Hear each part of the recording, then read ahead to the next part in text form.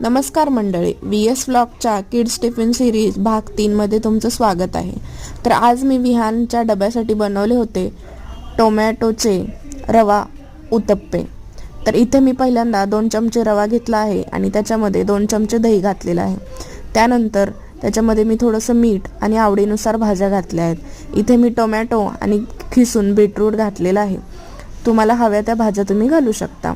त्यानंतर त्याच्यामध्ये थोडंसं चवीपुरता गरम मसाला आणि लाल तिखट घातलेला आहे। त्यानंतर पाणी घालून त्याचं पातळ असं बॅटर तयार करून घेतलं आहे। त्यानंतर तव्यावर थोडं तूप घालून आपण याचे उत्तप्पे पसरवून घेणार आहोत। ते दोन्ही बाजूनी छान असे कुरकुरीत क्रिस्पी होईपर्यंत भाजून घ्यायचे आहेत। हे उत्तप्पे मी विहानला टोमॅटो केचप सोबत दिले आहेत। तुम्ही चटणी सोबतही देऊ शकता।